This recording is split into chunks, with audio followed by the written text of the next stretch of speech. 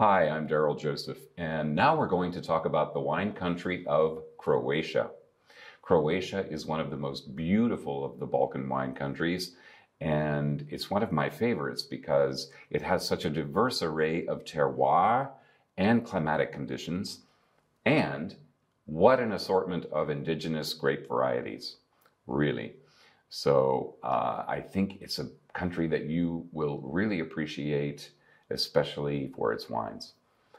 There are about 18,500 hectares of vineyards in Croatia. This country is bordered by the Adriatic Sea on the west coast, and inland it's bordered to the north by Slovenia, and further to the east by Hungary, and to the south by Bosnia-Herzegovina, Serbia, and Montenegro. So you can imagine that on the west coast, where you have Istria and Dalmatia, and the Adriatic Sea there, you have this wonderful Mediterranean kind of climate. And then you go further inland, and you have continental climate, okay, where you'll have more, hills and deep valleys, and it's really, really diverse in its landscape. And the history is quite lengthy. It goes back at least 2,500 years to the ancient Illyrians, the Greeks, especially in the southern Dalmatia islands. They were planting vines there, and later on the Thracians and the Romans, especially inland. So historically, it's quite diverse. More recently, particularly the 20th century, Croatia, well, early on in the early 19th or 20th century, it was part of the Habsburg Empire, okay, Austria-Hungary.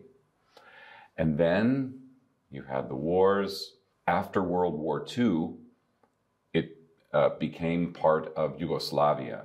Okay, Yugoslavia was the socialist country made up of several states, like Slovenia, Croatia, Serbia, Bosnia-Herzegovina, Montenegro, Macedonia, and Kosovo. And it was run by President Tito, Marshal Tito. And then in 1991, when Yugoslavia began to break apart, Croatia for the first time gained its true independence as an independent nation. And since that time, when it introduced a free economy, this meant a big change for the wine industry, because during the Yugoslav times, everything was mass-produced. Like in most of the Eastern European countries, everything, all of the grapes that were grown were pretty much given to a cooperative or a combinat, if you will. Just mass production. The idea was to grow the grapes as plentiful as possible, make the simplest wine possible, and sell it en masse. And then in the 90s, okay, as privatization started, you had producers that really began to focus on quality.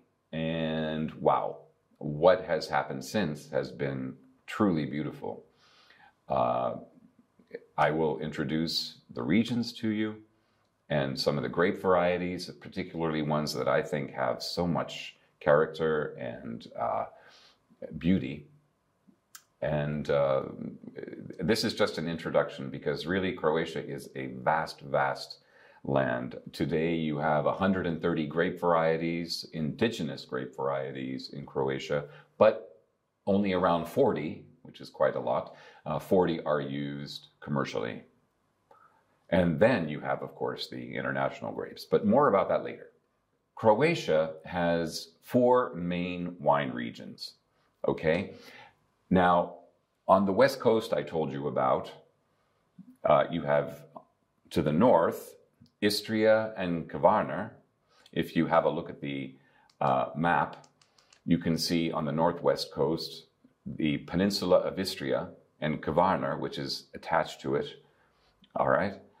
And below, if you keep going down the Dalmatian coast, you have Dalmatia, the wine region of Dalmatia, and the Croatian islands.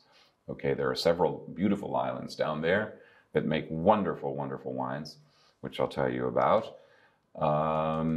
Then, if you go inland, you will come to, if you look on your map, you'll see you have to the very east a region called Slavonia, okay, and the Danube. Okay, that is near the Danube River, of course, that is what it's referring to.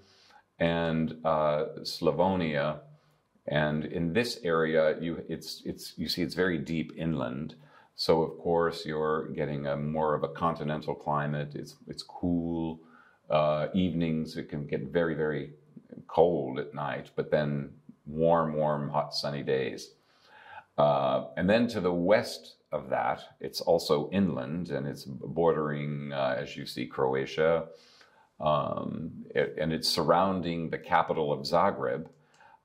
You have the Croatian uplands. Okay, that's a way of putting all the areas together.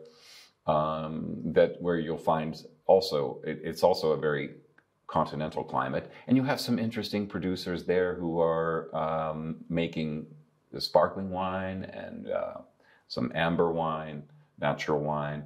A very, very interesting area, really.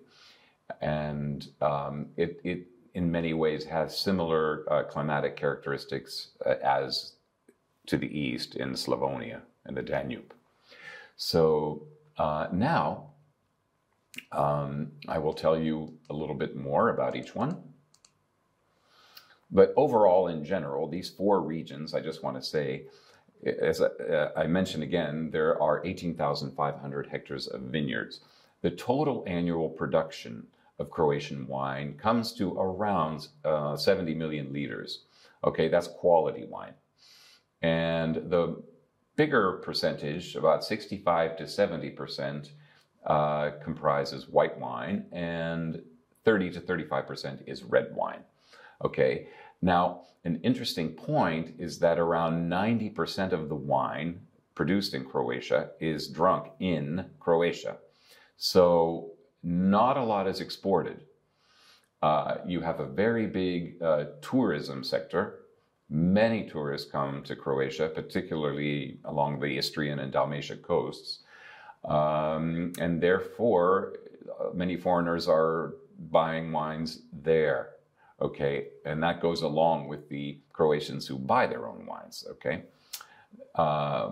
now export is growing slowly but surely, because there has been a lot of attention on Croatian wine in the media and with sommeliers abroad and good restaurants.